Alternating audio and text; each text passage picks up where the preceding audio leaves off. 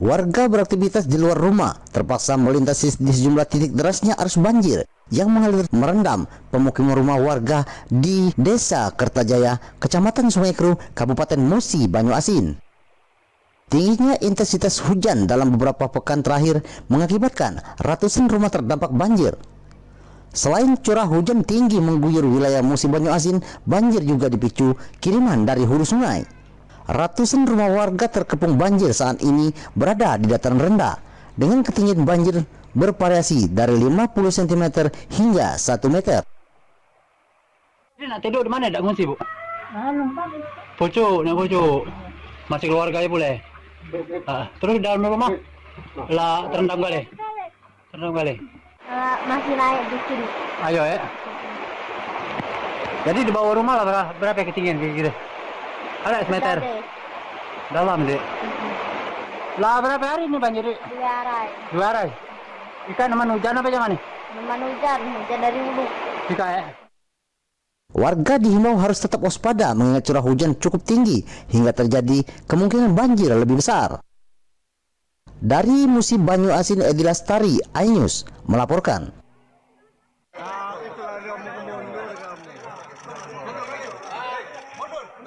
Setelah mengamankan barang bukti uang sebesar 185 juta rupiah dan logam mulia seberat 125 gram, penyidik melakukan penyegelan 2 rumah mewah tersangka dan menyita beberapa jam Rolex, 5 lembar uang dolar Amerika pecahan 100 dan 25 lembar dolar Singapura pecahan 100. Kemudian beberapa buku rekening bank dan 1 unit mobil Fortune BG 1348ZU. Kepala Kejaksaan Negeri Palembang Tamrin Kamis mengatakan akan menelusuri rekening-rekening yang ada serta melakukan penyegelan rumah dan penyitaan barang bukti. Kalau dari barang yang baru diamankan ini dari hasil apa di rumah tersangka semua, Pak? Iya, rumah. Nggak ada yang dari kantor, Pak? Ada di kantor ada. Di 2 lokasi, Pak. Ya. Yang di Tanjung Barat? Tiga lokasi dong. Oh, yang di Tanjung Barat sudah diperiksa juga, Pak? Rumah 2, Tanjung Barangan sama Talang Jambi. Kemudian di kantornya. Tapi 100 rumah masih disegel, Pak ya, bukan disita, Pak ya. Untuk penyitaan barang yang tidak bergerak itu harus izin dulu kepada pengadilan, baru kita melakukan penyitaan.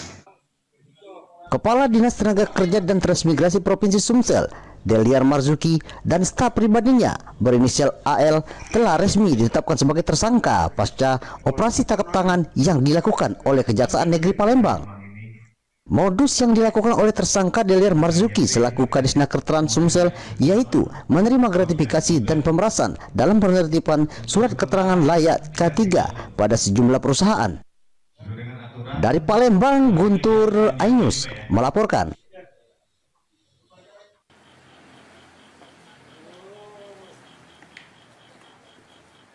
M, pria berusia 44 tahun ini diringkus polisi karena kedapatan mencuri 5 batang kayu di hutan negara Palian, Gunung Kidul, Yogyakarta. Pelaku pun dijerat dengan Undang-Undang Pencegahan dan Pemberantasan Perusakan Hutan dengan ancaman hukuman 5 tahun penjara. Pelaku mengaku terpaksa mencuri kayu karena terdesak ekonomi untuk memenuhi kebutuhan hidup sehari-hari. Pihak Balai Kesatuan Pengelolaan Hutan Yogyakarta sempat menolak adanya restoratif justice sehingga pelaku tetap diproses hukum. Untuk inisialnya Saudara M, warga Panggang, umurnya 44 tahun. Dan itu dijerat pasal berapa, Pak? Jadi untuk pasalnya adalah pasal 82 Undang-Undang RI nomor 18 tahun 2013 tentang pencegahan dan pemberantasan perusakan hutan. Ancaman hukuman? Ancaman hukumannya 5 tahun. 5 tahun. Ini 5 potong. Pelaku dinilai merugikan negara hingga 2 juta rupiah. Namun usai kasus ini viral, akhirnya penahanan pelaku ditangguhkan. Sebelumnya kasus ini sempat menjadi sorotan warganet di media sosial dan membandingkannya dengan hukuman koruptor yang dinilai lebih ringan. Dari Gunung Kidul, Yogyakarta, Kismaya Wibowo, iNews melaporkan.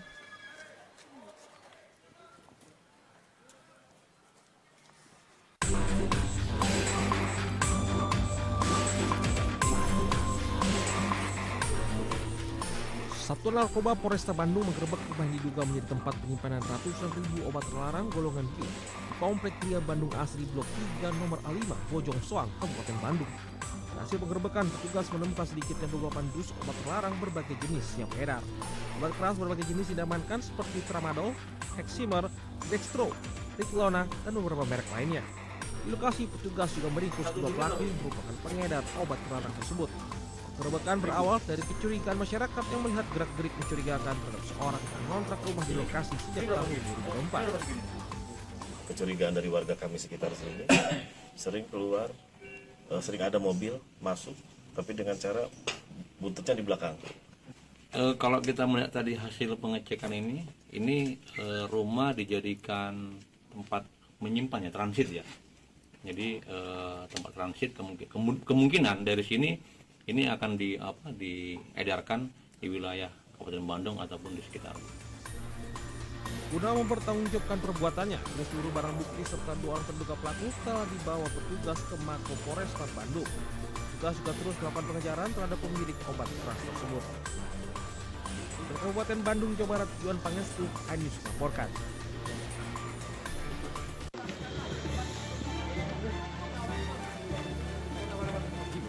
Petugas Badan Penanggulangan Bencana Daerah BPBD dan kepolisian melakukan evakuasi korban usai sebuah bangunan besar rusak akibat tertimpa longsor yang membawa material batu di Dusun Cepaka, Desa Pikat, Kecamatan Dawan, Kabupaten Kelungkung, Bali. 4 orang yang tengah melakukan ritual pengobatan di bangunan tersebut tewas.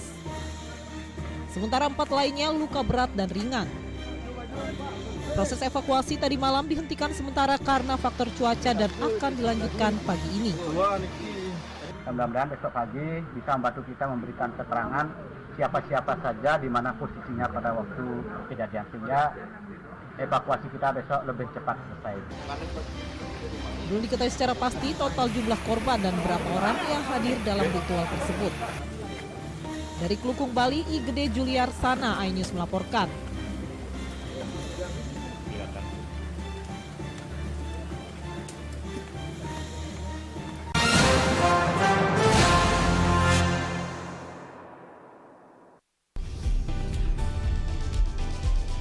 Atika Hasiholan yang lagi seneng banget karena ibunda Ratna Sarumpait akhirnya bebas bersyarat.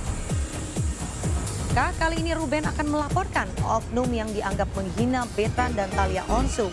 Digelar di kediaman Jennifer, pasangan ini sampai merogoh kocek ratusan juta rupiah demi menggelar pesta meriah.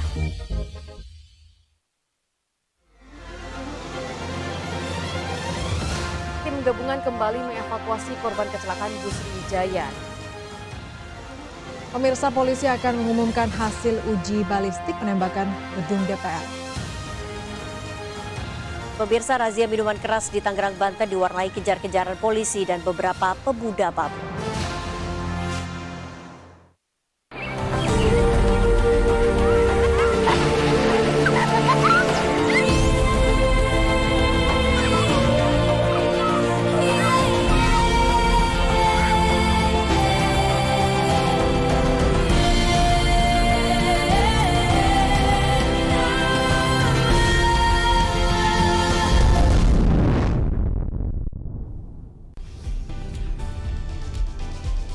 Atika Hasiholan yang lagi seneng banget karena ibunda Ratna Sarumpait akhirnya bebas bersyarat.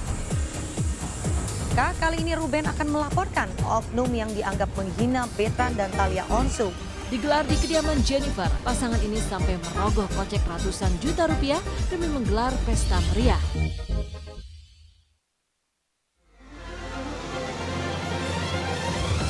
Tim gabungan kembali mengevakuasi korban kecelakaan bus Sriwijaya. Pemirsa, polisi akan mengumumkan hasil uji balistik penembakan gedung DPR. Pemirsa, razia minuman keras di Tangerang, Banten diwarnai kejar-kejaran polisi dan beberapa pemuda mabuk.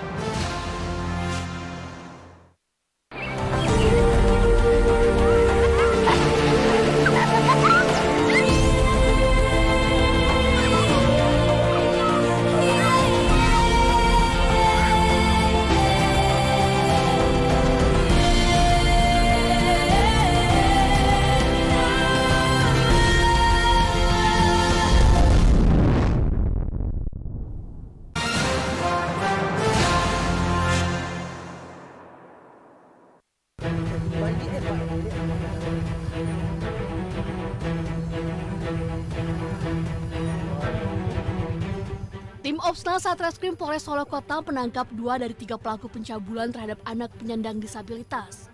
Kedua pelaku, yakni SAT berusia 20 tahun dan IK 19 tahun, ditangkap di rumahnya di kawasan Bukit Sundi, Kabupaten Solok. Mirisnya kedua pelaku merupakan paman dan kakak sepupu korban.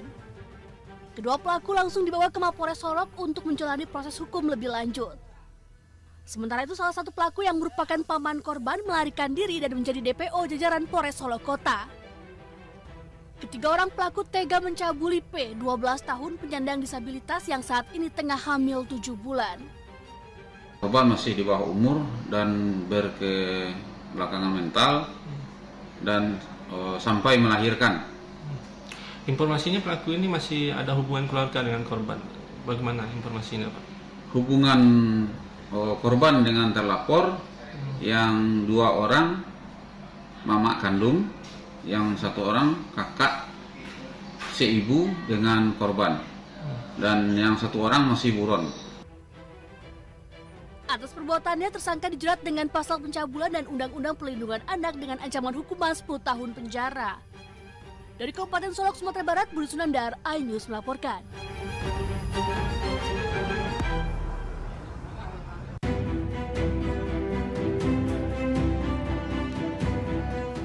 Mahasiswi cantik inisial AV usia 19 tahun bersama buah hatinya didampingi ibunda dan tim kuasa hukum melapor ke Polrestabes Makassar usai menjadi korban bujuk rayu berujung kekerasan seksual oleh pacarnya. Inisial SS usia 20 tahun yang merupakan mahasiswa perguruan tinggi ternama negeri di kota Makassar. Dalam melancarkan aksi bejatnya menyetubuhi korban, sang kekasih mengiming-imingi sejumlah janji yang akan bertanggung jawab jika terjadi sesuatu yang tidak diinginkan, serta akan menikahi resmi. Namun naas kepolosan mahasiswi cantik ini percaya begitu saja hingga menuruti segala permintaan pelaku. Dengan tipu rayu muslihat guna mendapatkan berhubungan badan, pelaku membuat korban hingga berbadan 2 di luar nikah dan melahirkan buah hati yang kini berusia 4 bulan. Sebelumnya, sang pacar juga berupaya untuk menggugurkan janin yang dikandung kerap dilakukan pelaku dengan paksaan. Namun upaya tindakan menggugurkan tidak menuai hasil, malah nyaris merenggut nyawa korban usai mengkonsumsi sejumlah obat penggugur kandungan. Bahwa pada awalnya terjadi hubungan pacaran antara korban dengan pelaku, kemudian terjadi bujuk rayu dari pelaku untuk iming-iming berhubungan badan, sehingga terjadilah sebuah tindak pidana kekerasan seksual dengan paksaan dan iming-iming untuk dinikahi atau bertanggung jawab terhadap si pelaku. Kasus kini ditangani unit PPA Polrestabes Makassar dan berharap laporannya segera ditanggapi. Sedangkan akibat kejadian ini korban mengalami trauma dan dalam pendampingan UPTD PPA pemerintah Kota Makassar.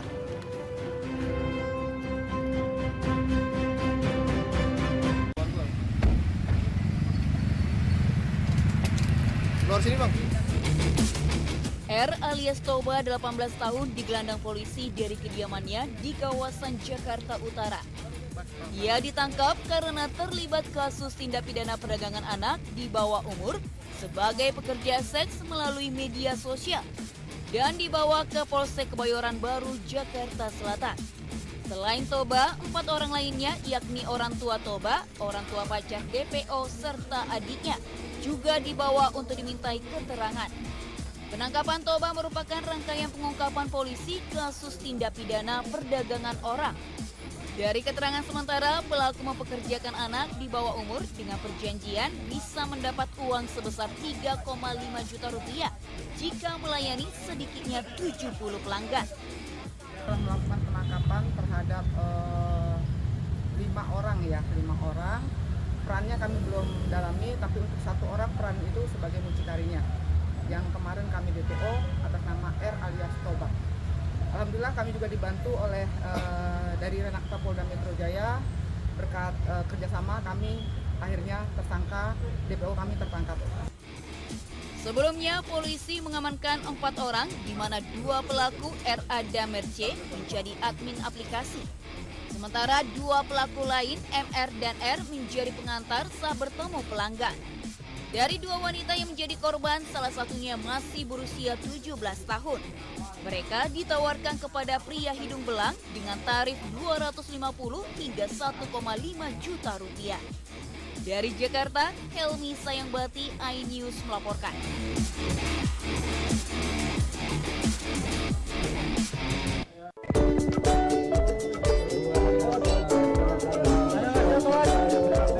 Kendati sudah dipecat PSSI sebagai pelatih timnas Indonesia, Sintayong masih aktif menjalani kegiatan di Indonesia. Alih-alih menggeluti dunia sepak bola, Sintayong alias STY kini malah banting setir menjadi pemain film layar lebar. Dalam sebuah video yang diposting di akun Instagram Destar Mini Soccer, STY tampak hadir di kawasan Desa Cisalak, Kabupaten Subang, Jawa Barat. Kehadiran STY ke sana rupanya untuk mengikuti syuting film layar lebar. Dari informasi yang beredar, STY hanya berperan sebagai cameo atau tokoh yang berperan singkat. Pelatih sepak bola asal Korea Selatan ini berperan menjadi diri sendiri dalam film tersebut. Meski hanya sebagai cameo, STY mengaku senang dan menikmati syuting film. Ia menilai menjadi pemain film ternyata lebih mudah dibanding menjadi pelatih sepak bola.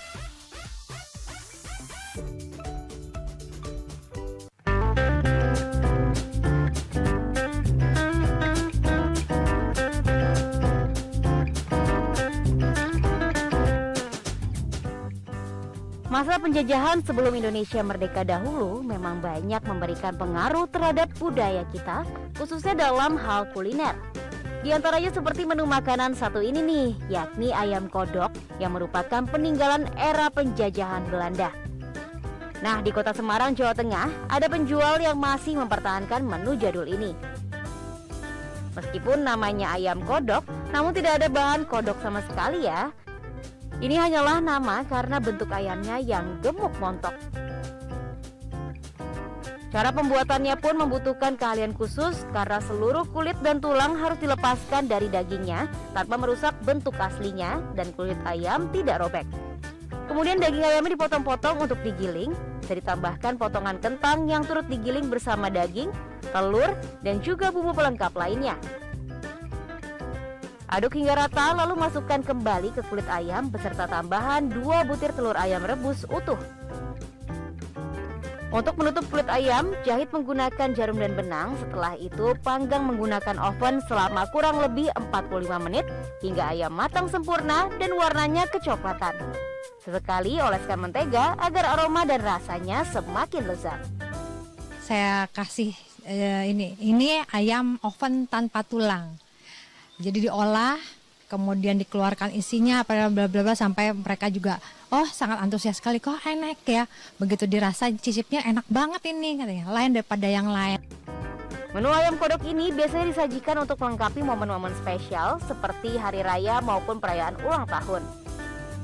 Ina menjual satu paket ayam kodok lengkap dengan sayur dan sambalnya dengan harga yang cukup terjangkau, yaitu mulai dari Rp100.000 saja. Nah, kuliner tempo dulu ini juga bisa jadi ide menu santapan Anda bersama dengan keluarga tercinta loh. Dari Semarang, Jawa Tengah, Taufik Budi Nur Cahyanto, iNews melaporkan.